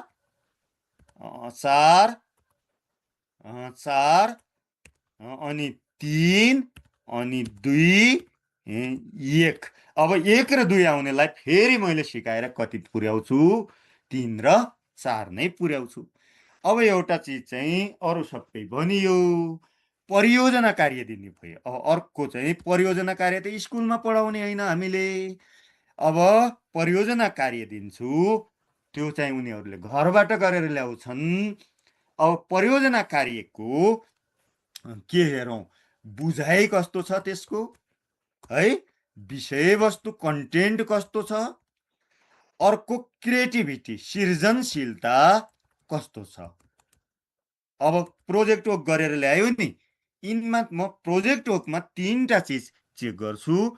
विद्यार्थीको अन्डरस्ट्यान्डिङ के छ, विद्यार्थीको कन्टेन्ट नलेज कस्तो छ, र उसको क्रिएटिभिटी कस्तो छ है, क्रिएटिभिटी कस्तो छ। त्यसका आधारमा मैले उनीहरूलाई 4, 3, 2, 1 दिन्छु। अब यति मात्र क्रियाकलाप गर्नु पर्छ भन्ने छैन, अरू धेरै क्रियाकलाप हुन्छन्। मैले चाहिँ अहिले 3वटा क्रियाकलाप मात्र गरेँ। अब 3वटा क्रियाकलाप गरेपछि अब यो त छुट्टा छुट्टै एक्टिभिटी वाइज मूल्याङ्कन भयो नि। अब माथिको सिकाइ उपलब्धिको त्यसमा भर्नुको लागि त एउटा सिकाइ उपलब्धिको टोटल सिकाइ उपलब्धिको राख्नुपर्छ। टोटल सिकाइ उपलब्धि को कति राख्ने भन्ने कुरा पनि हजुरहरूकै विवेक र क्रिएटिभिटीमा, सृजनशीलतामा निर्भर रहन्छ। सृजनशीलतामा यदि म हो भने के गर्थे भनेपछि त्यो होल सिकाइ उपलब्धिको मार्क्स दिँदाखेरि 5वटा तरिका थिए यो गर्नलाई 5वटा तरिका मैले जानेका मैले गर्न सक्ने 5वटा तरिका हजुरहरूले त कति गर्नु होला हैन तर 5वटा तरिकामा म भन्छु पहिलो तरिका चाहिँ विद्यार्थीको पहिलो तरिका चाहिँ केबाट गराउन सकिन्छ भनेपछि विद्यार्थीको सृजनशीलताबाट समग्र मूल्याङ्कनबाट है पोख्नु है त एकैछिन विद्यार्थीको पानी खानु पर्यो एकछिन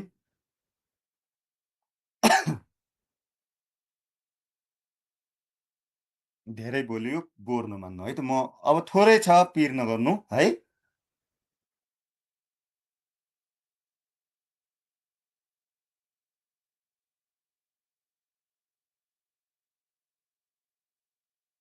पहिलो तरिका चाहिँ समग्र अवलोकनको आधारमा गर्न सक्ने पनि पाइयो एउटा तरिका हुन सक्छ समग्र अवलोकनको आधारमा होल सिकाइ उपलब्धिको मार्किङ गर्ने समग्र मा के गर्ने सकिन्छ भनेपछि सहभागिता कस्तो छ सहभागिता एउटा हुने भयो मौखिक प्रश्न अर्को हुने भयो लिखित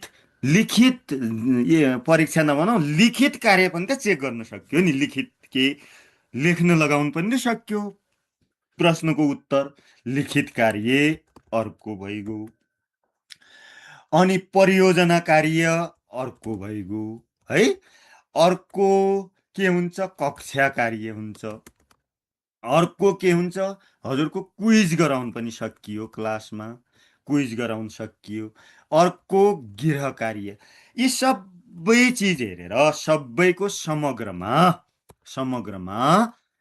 अब अधिकांश चिजमा अब सबैमा टप त हुँदैन मान्छे यिनीहरूमध्ये अधिकांश चिजमा राम्रो हुनेलाई 4 त्योभन्दा अलिक कमजोरलाई 3 र त्योभन्दा तलकालाई 2 र 1 दिने 2 र 1 लाई चाहिँ के गर्ने हजुरले पढाएर फेरि 4 र 3 दिने बनाउन खोजेको एउटा तरिका यो हो समग्र कुराहरूलाई हेरेर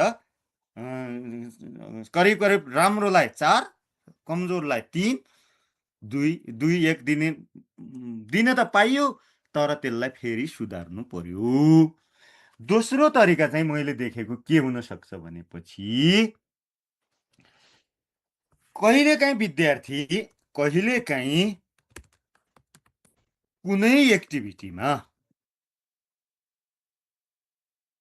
विद्यार्थीले आउटस्ट्यान्डिङ हैन आउटस्ट्यान्डिङ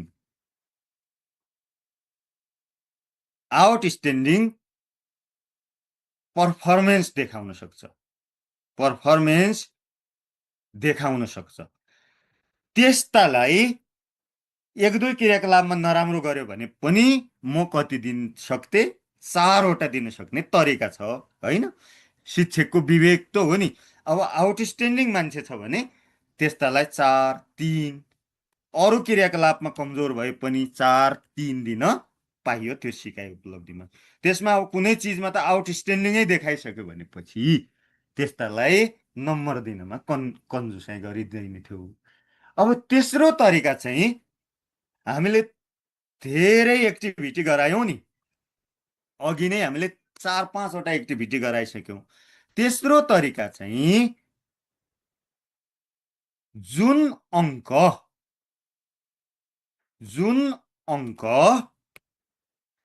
धेरै एक्टिभिटीमा दोहोरियो धेरै एक्टिभिटीमा दोहोरिन्छ जुन अङ्क धेरै एक्टिभिटीमा जसो क्रियाकलाप 1 मा पनि 3 नै आयो क्रियाकलाप 2 मा पनि 3 नै आयो क्रियाकलाप 3 मा पनि 3 नै आयो भने त्यही अङ्क चाहिँ उसको अङ्क हुन्छ है जुन अङ्क जसो 4 दुईटा आयो अरु चाहिँ 4 चाहिँ धेरै पटक दोहोरियो भने त्यसलाई कति दिइदिने 4 दिने यो पनि एउटा तरिका तेस्रो तरिका हुन सक्छ चौथो तरिका भनेको के हुन सक्छ भनेपछि कम्तीमा 2 वटा एक्टिभिटीमा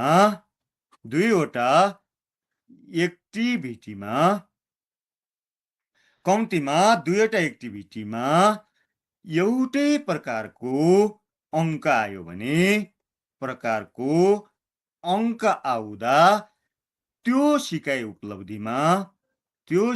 उपलब्धिमा विद्यार्थीको अङ्क त्यही हुने। यो पनि चौथो तरिका हुन सक्छ। अब पाँचौं तरिका चाहिँ के हुन सक्छ भनेपछि अब लेखाएर पाँचौं तरिका चाहिँ सिकाइ उपलब्धि अनुसार नम्बर दिने। पाँचौं तरिका चाहिँ के हुन्छ भनेपछि विद्यार्थीलाई सोध्ने, लिखित युनिट सकेपछि सिकाइ उपलब्धि सकेपछि केही प्रश्नको उत्तर छोटो समयका जाँच हुन्छ नि, 5 मिनटका 10 मिनटका यस्ता जाँच नभनौँ है, त्यो जाँच नभनौँ, छोटो समय को लिखित कार्य गराएर पनि त्यसका आधारमा हजुरको जति अङ्क आयो त्यति नै दिन सकिन्छ। अब हजुरहरूलाई अहिलेसम्म मैले समग्रतामा भन्न खोजेको कुरो के हो भनेपछि यो मूल्याङ्कन मात्र होइन, शिक्षण सिकाइ प्रक्रियामा रूपान्तरण हो। मूल्याङ्कन भनेको पढाउँदै गर्ने कुरा हो। मूल्याङ्कन भनेको विद्यार्थीलाई ग्रेड सिट दिनका लागि मात्र होइन, उनीहरूको सिकाइमा सुधार गर्नका लागि हो भन्दै अब मैले आफूले जानेको जति हजुरहरूसित प्रस्तुत गरे र अब केही प्रश्नको उत्तर त कसरी दिन सकिएला नवीन सर? यसको केही प्रश्नको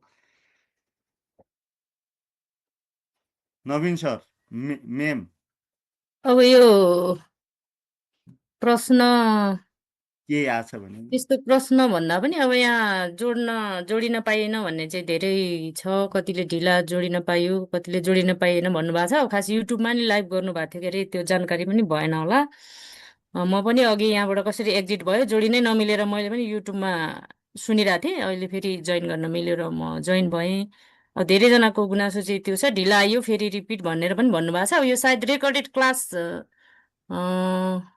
को यो दिन कसरी मिल्छ होला, यो चाहिँ अब टेक्निकल हाम्रो कुलदेव सरले यस्तो पारामा गर्नुहुन्छ कि अब यसको रेकर्डेड क्लास भए चाहिँ सबैजनालाई हुन्छ होला भन्न खोजेको मैले। अब यसको के छ प्रक्रिया मलाई पनि खास जानकारी भएन। हिजो छुटेको अरू के गर्ने मिस? एउटा छुट्यो विषय गणित, छुटेकोलाई के गर्ने भन्ने त त्यस्तो छैन। यो सबै विषयको होइन, अब आज छुटेको भन्दा पनि लिमिटेसन भएर के अरे पार्टिसिपेट हुन पाइएन के? हिजो पनि त्यस्तो भएको त्यो उपलब्ध गराए हुन्थ्यो युट्युबमा भयो नि, जहाँ भयो नि त्यो एउटा पेजमा गर्न पाए हुन्थ्यो भनेको। अब खै अब यसपछि रेकर्डेड पनि सायद उपलब्ध हुन सक्छ होला, अब वेबसाइट मार्फत उपलब्ध हुन सक्छ होला भन्छु अहिलेलाई मैले। नत्र भने यहाँ अब शिक्षा मन्त्रालयका त्यो वेबसाइटमा युट्युबका पेजबाट आउँछ नि, प्राय सर मिसले टिचिङ गरेको त्योबाट आउँछ कि भर्चुअल क्लास। हजुर, अब यसलाई चाहिँ यो रेकर्डेड क्लासलाई कसरी राख्ने भन्ने सन्दर्भमा अब त्यहाँ कुराकानी गरेर राख्न मिल्छ होला सायद। अब अहिलेलाई त तत्काललाई त यहाँ जिज्ञासा भन्दा पनि सुन्न पाइएन, जोइन हुन पाइएन भन्ने नै धेरै छ। अब आजको लागि अब जिज्ञासा पनि थियो म्याम, त्यो पनि एकचोटि भनिदिनु भयो हुन्थ्यो। हजुर, एउटा प्रश्न राख्न पाइन्छ? ग्रेड 4 र 5 लाई हामीले स्पेसिफिकेसन एकजनाले मात्रै बोल्नु प्रश्न राख्न खोजे मैले। राखिहाल्नु न, राखिहाल्नु। हजुर, ग्रेड हिजो 4 र पनि 5 लाई त्यो गुगल स्पेसिफिकेसन जोइन हुन खोजेको त्यो बेग्लै लिंकमा हामी जोइन भएछौँ। कति 100-150 जना त्यहाँ बसिरह्यौँ। हजुरहरूको उसमा आउनै सकिएन, पहिलो कुरा त्यो। दोस्रो कुरा, अहिले पनि धेरै साथीहरू चाहिँ जोडिन पाउनु भएन। सायद 1K भन्दा बढी चाहिँ नलेको हो कि के हो जस्तो लाग्यो। अनि अरु लेफ्ट हुँदा मात्रै लिनुभयो। हजुर, अनि मेरो एउटा सुझाव यसमा चाहिँ के लिमिट नराखिकिन अलि यो लिमिटेसन छ लिमिट कि राख्नु भएको रहेछ हजुरहरूले 1000 को लिमिट नराखिकन त्यो अनलिमिटेड बनाइदिनु न। हजुर मेरो अर्को सल्लाह पनि मैले सुझाव दिन खोजेको अब यसलाई चाहिँ त्यो युट्युबमा अथवा त्यो फेसबुकको लिङ्कमा राखिदिनु भयो भने छुट्टै हेर्ला हुन्छ नत्र अब फोटो आवेछ फोटो छ जुन क्लास होस्ट म्याम गर्ने यो बेलामा चाहिँ डिस्कसन हजुरहरूले भन्दाखेरि लिमिट नबनाइकन अनलिमिटेड बनाएर खोल्नु क्या यो चाहिँ। जसले जोइन भइसक्नु भएको थियो सुरुदेखि त्यो क्वेरीहरू चाहिँ राखौँ होला। सबभन्दा राम्रो यो जति रेकर्डेड भिडियो भएको छ नि सबैलाई युट्युबमा हालिदिएको भए राम्रो हुन्थ्यो। सर त्यो बरु युट्युबमा हिजोको त लिमिटेसन भएर सहभागी हुन पाएन के अरे प्र्याक्टिस के अरे ट्राई गरिराखेको त हुनै सकेन मिस। ल अब धेरैजनाको त्यस्तो समस्या भएको छ अब यो लिमिट भएको भएर अब त्यो सबैलाई समस्या भयो। अब यसको रेकर्डेड भिडियोहरू राखेर चाहिँ अब कसरी यहाँहरूलाई जानकारी हामीले पुर्याउने भन्ने कुरामा अब हामी त्यसलाई सरसल्लाह गरेर गर्छौँ। अब अहिलेको लागि चाहिँ अब जसरी आजको साइन्समा क्वेरीजहरू चाहिँ राखौँ न म्याम। पार्टिसिपेट हुँदाखेरि कस्तो प्रिडिक्टेबल रह्यो नि आजको क्लास भन्यो भने त हिजो म्याथमेटिक्स छुट्दाखेरि अलिकति खल्लो भयो कि मिस त्यो बेलालाई कतै व्यवस्थापन गर्न सकिन्छ कि सोच्नु होला बारे हुनेछौँ हामी।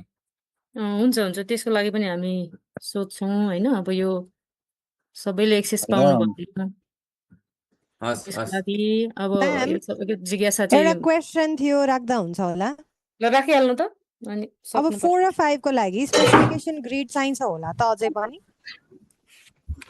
अब यो भट्ट सरले भनिदिनुहोस् त यो स्पेसिफिकेसन ग्रेड चाहिँदैन म्याम। चाहिएन है भनेपछि हामीले किनभने हरेक लर्निङ एचिभमेन्ट हरेक सिकाइ उपलब्धिको हामीले यदि इभ्यालुएट गर्ने हो भने त स्पेसिफिकेसन ग्रिड त पर्दै परेन नि होइन। एकदम एकदम हो। अनि अर्को प्रश्न पनि थियो हजुरले त अब यो हरेक बच्चाको इभ्यालुएसन गर्ने भन्नुभयो कुनै कुनै जस्तै प्राइभेट स्कुल्सहरूमा त 30 जना 40 जना विद्यार्थीहरू पनि हुन्छन् त्यस्तो केसमा चाहिँ हामीले इभ्यालुएसन कसरी गर्ने होला। गुड च्यालेन्जेस छ नि। ल भट्ट सर हाकिम साहबलाई नवीन सरले अनम्युट गर्नुहुन्छ हाकिम साहबलाई अनम्युट हाकिम साहबलाई डिजी साहबलाई नवीन सर नवीन सर नवीन सर हुनुहुन्न नवीन सर भन्नुपर्ने भयो म्याम। म गर्छु। ए सुन्नुभयो ल दिदी साहबलाई प्रश्न एकचोटि फेरि दोहोऱ्याउँ त सर। भट्ट सर सुन्नु त उहाँले क्वेसन सोध्नु भएको छ त्यसको हजुर म्याम भनौँ। ल भयो भयो अनम्युट भयो ए म्युट भयो अनम्युट भयो। हुन्छ सर। हाम्रो निजी विद्यालयहरूमा त विद्यार्थीको संख्या त धेरै पनि छन् नि त कुनै कक्षामा 30 जना होलान् कुनै कक्षामा 40-50 जना होलान् या के होला त्यस्तो केसमा चाहिँ हामीले इन्डिभिजुअल इभ्यालुएसन कसरी गर्न सक्छौँ सर। सकिन्छ म्याम सकिन्छ गर्दै गरौँ अब अहिले उ नगरौँ सकिन्छ। सकिन त सकिन्छ सर। अब जस्तै यस्तो कुरो नि त एउटा लर्निङ एचिभमेन्टलाई हामीले 4-5 इटिपी लगायौँ भने पनि हरेक दिन हरेक बच्चाको इभ्यालुएसन गर्न त गाह्रो हुन्छ नि त 45-50 मिनटको कक्षामा अनि 40 जना विद्यार्थीको त कसरी भनिदिनु भएको भए सजिलो हुन्थ्यो। अब सकिन्छ। अनि सर जस्तो आज हामीले पढाएको कुरा भोलि चाहिँ मूल्याङ्कन गर्न मिल्छ कि मिल्दैन सर यो कुराहरू त उहाँहरूले गरिदिनुहुन्छ के राखेको जुन एकचोटि दिन दिनुहोस् न। अब धन्यवाद। यो अब हल्ला भयो अब फेरि पनि हामीले यस्तो कार्यक्रम राख्छौँ। अब डिजी साहबलाई यो फोरम इभ्यालुएसन पाठ्यक्रम विकास केन्द्रका महानिर्देशकज्यूलाई अनुरोध गर्दछु। इभ्यालुएसन टाइटलहरू पनि इङ्ग्लिस नेपाली दुवैमा भएको भए एकदम बेटर हुन्थ्यो होला। त्यो नेपालीमा मात्रै भएछ। म्याथ साइन्समा चाहिँ अलि सबै दुईवटै ल्याङ्ग्वेज भयो भने बेटर हुन्थ्यो। बुझ्नुभयो सर इङ्ग्लिस पनि आउँछ बजारमा नि आउँछ कि इभ्यालुएसनको त्यो पेपर बुकै बेन्डिङ भनेर आउँछ सर केही समय कुर्नुहोस्। हेलो सर सर हेलो यो अघि म्यामले कुरा उठाए जस्तै यो प्राइभेटमा मात्र होइन गभर्मेन्ट स्कुलमा नि हाम्रो त 40 देखि 50 जना एउटै क्लासमा विद्यार्थी हुन्छन्। पर्सनल्ली सबैलाई इभ्यालुएट गर्न हामीले सकिन्छ सर यसरी। त्यो त गर्नै पर्दैन सरकारले गर भनेपछि गर्न परेन न सकिन्न भने गर्नु कुरै त भएन पर्यो नि त सर, तर कसरी गर्ने भन्ने कुरो चाहिँ सिकाइदिनु भयो हुन्थ्यो भन्ने चाहिँ हाम्रो इच्छा चाहना थियो।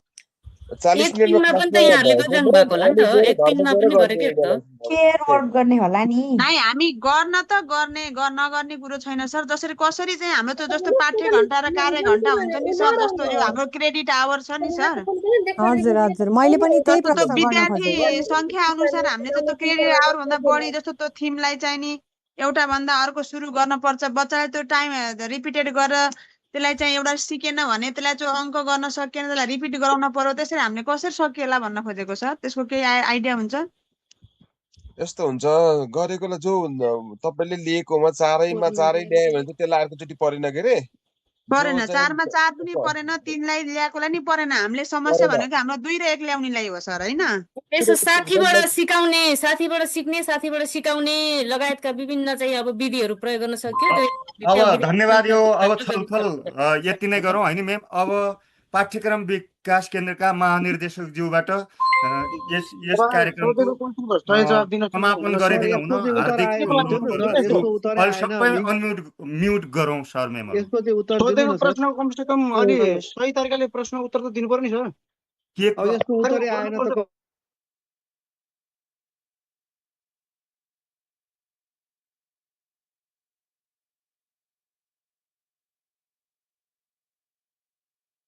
सिस्टेमेटिकली भएन, यहाँ धेरैजनाले एकैचोटि भएर गाह्रो भएको कि। हजुरहरू नरिसाउनु है।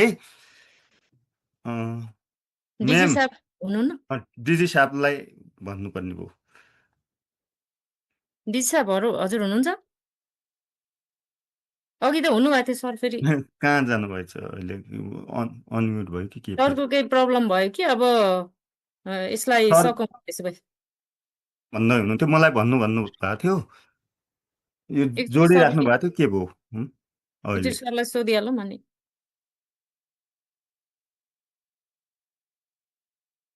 म्याडम डी साहब कुन उसबाट जोडिनु भएको छ त्यो नै थाहा भएन। मैले म्युट चाहिँ गरे हो।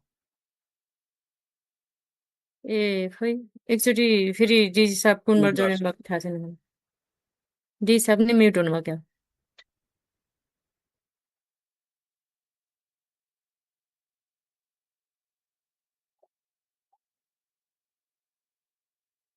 डिजी साहबको अनम्युट भएको छैन। कुन आइडी थियो सर हजुरको?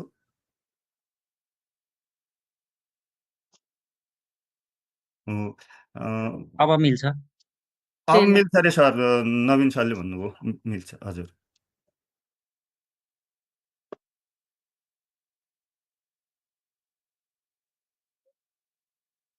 भयो भयो भयो।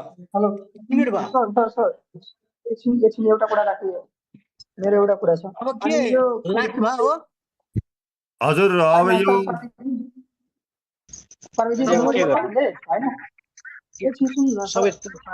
प्याजबाट निस्किँदैन अलि डिजी साहब अब हजुरले चाहिँ आफ्नो भनाइसक्यो त्यो कार्यक्रममा चाहिँ औपचारिक रूपमा समापन गरिदिनु हुनको लागि अनुरोध गर्दछु। पहिला त उत्तर भनिदिनु पर्यो नि त। जुन यो प्रेसिडेन्टले काम गर्ने क्लास अटेन्ड पुरै गर्न सकेन मात्र जिटी गर्न। ल धन्यवाद साथीहरु। हेलो यसको रेकर्डेड भिडियो पाउँदैन? रेकर्डेड भिडियो कहिले पाउँछ? हेलो ल सम्पूर्ण साथीहरुमा नमस्कार छ। पाठ्यक्रम विकास केन्द्रको तर्फबाट यहाँहरु सबैलाई म धेरै धेरै धन्यवाद दिन्छु। म महानिर्देशक युवराज पौडेल बोल्दैछु। अघि सुरुमा हामीले प्यारलै दुईटा सेसन चलाएको हुनाले सुरुमा म अर्को टिममा थिएँ, अब अहिले क्लोजिङमा यो टिममा आएको छु। मलाई सुन्दै हुनुहुन्छ? हेलो सुनिया छ सर, सुनिया छ सर। मलाई सुन्दै हुनुहुन्छ? ल सर सुनिएको छ सर, सुनिएको छ। ल धन्यवाद है। ल यहाँहरु सबैको सक्रिय सहभागितालाई म धेरै धेरै धन्यवाद दिन्छु। अब हामीले यो छोटो तयारीको बावजुद काम गरिरहेका छौँ है। हामीले डकुमेन्ट पनि थोरै समयमा तयार पारेका छौँ। त्यसमा पनि म्याचुरिटी कति आएको छ, त्यसलाई थप व्यवहारिक कसरी बनाउन सकिन्छ, कार्यान्वयन योग्य कसरी बनाउन सकिन्छ, त्यो सबै यहाँहरूले फिल्डमा प्र्याक्टिस गरेपछि थाहा हुने कुरा हो है। हाम्रो मान्यता चाहिँ हजुरहरू कक्षा 3 सम्म अभ्यस्त हुनुहुन्छ, कतिपय 3 मा पढाइराख्नु भएको साथीहरू 4-5 मा पनि पढाउनुहुन्छ होला। त्यो हिसाबले 3 मा तपाईहरुले प्रयोग गर्नुभएको नलेज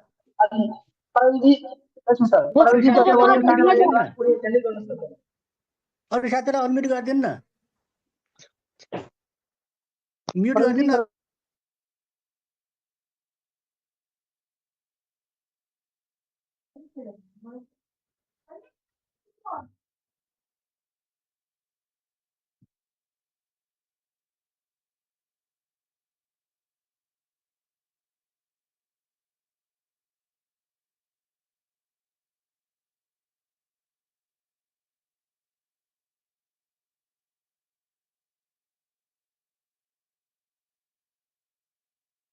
नवीन सर फेरि डिजी साहबको म्युट भयो जस्तो छ।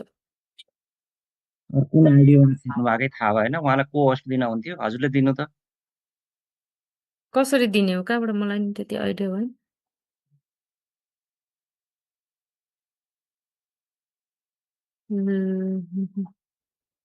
सर हुनुहुन्छ पुनदेव सरले गरिदिनुहुन्छ सर।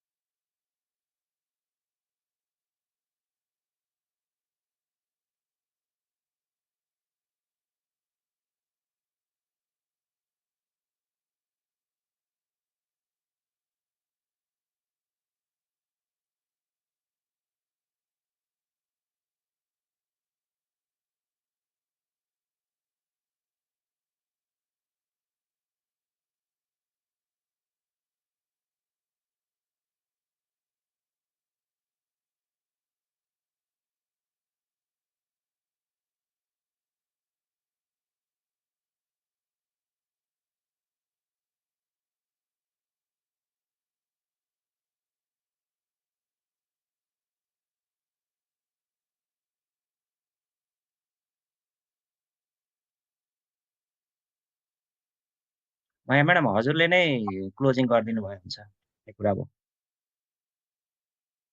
ल अब सम्पूर्ण सर म्यामहरूको अब सबै जिज्ञासा अब आजको यो छोटो कार्यक्रममा सम्भव भएन पनि होला। अब यसको रेकर्डेड भिडियोहरू पनि उपलब्ध हुन्छ होला र भोलिका दिनमा अब यो फिजिकल तालिम लगायतका अब विभिन्न कार्यक्रमहरू पनि हुँदै जान्छन्, किनभने यो त भर्खरै यो तत्कालीन उपायको रूपमा हामीले चाहिँ एउटा अभिमुखीकरण गरौँ भनेर यो गराएको मात्र हो र यहाँहरूलाई परेको अप्ठ्यारोप्रति अब सिडिसी क्षमा प्रार्थी छ।